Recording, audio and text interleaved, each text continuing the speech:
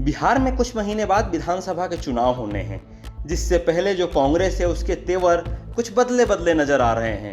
कांग्रेस ने कुछ दिन पहले जो अपने 40 जिला अध्यक्ष हैं उनको बदला, साथ ही 4 अप्रैल को राहुल गांधी के साथ उनकी बैठक भी हुई। इससे पहले भी कांग्रेस ने एक बहुत बड़ा निर्णय लिया था और जो प्रदेश अध्यक्ष हैं उनको भी बदल दिया था।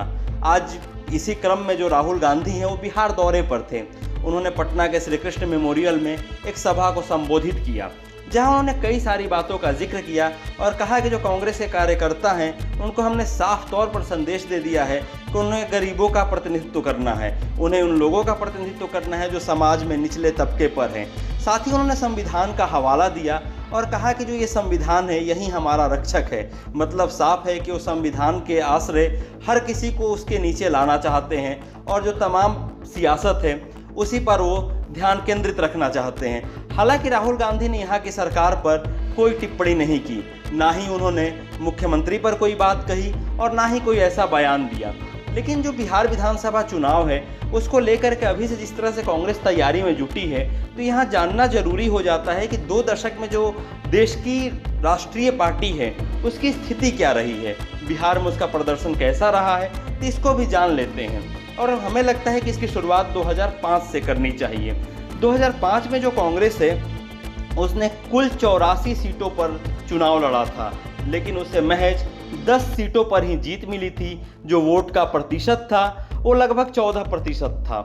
उसके 5 साल बाद जब 2010 में चुनाव हुए तो उसमें तो कांग्रेस की जो स्थिति है वो बिल्कुल ही खराब थी। उस चुनाव में कांग्रेस अकेले सभी 243 सीटों पर चुनाव लड़ी थी, जिसमें से वो दहाई आंकड़ा भी नहीं छू पाई और 4 अंकों में ही सिमट के रह गई। उस चुनाव में कांग्रेस को 8.37% ही वोट मिले थे। इसके बाद आया साल 2015, जिस समय एक बड़ा अलायंस था। उस समय कांग्रेस 41 सीटों पर चुनाव लड़ी, जिसमें वो 27 जीतने पर कामयाब रही।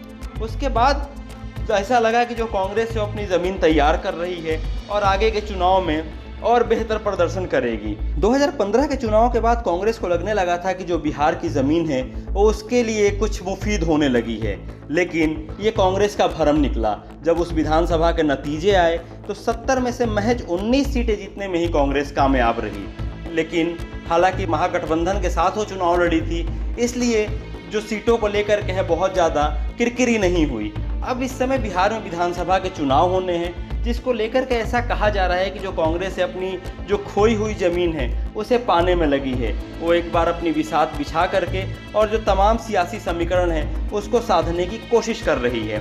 चाहे वो राहुल गांधी की यात्रा हो या फिर कन्हैया कुमार जिस तरह से वो बिहार में घूम रहे हैं पलायन रोको और नौकरी दो के लिए, तो ये जो तमाम चीज़ें हैं इसी के इर्द गिर्द घूम रही है। और कांग्रेस ये चाह रही है कि जो बिहार में मुख्य विपक्षी दल है आरजेडी, उससे जो सीट शेयरिंग है उसमें दबाव बनाया जा सके और अधिक से अधिक सीटों पर जो बिहार विधानसभा का चुनाव है उसे लड़ा जा सके। जो तमाम सियासी गतिविधियां हैं इसी के मद्देनज़र की जा रही हैं, ताकि जो कांग्रेस है अपने आप को संगठन के तौर पर और बिहार में पॉलिटिकल राजनीतिक पार्टी के तौर पर खुद को एक बड़े जो ओहदा है उस पर सेट कर सके। हालांकि ये देखना दिलचस्प होगा कि जब महागठबंधन में सीट शेयरिंग होगी उस समय कांग्रेस की हिस्से कितनी सीटें आती हैं और क्या कांग्रेस जितनी सीटों पर लड़ने की चाह में है उस पर आरजेडी या जो गठबंधन के बाकी साथी हैं वो तैयार होते हैं। खैर ये सब कुछ तो भविष्य के गर्भगृह में है, क्या होगा इस पर तो वक्त बताएगा। ऐसी ही तमाम खबरों के लिए देखते रहिए लाइव सिटीज़। शुक्रिया।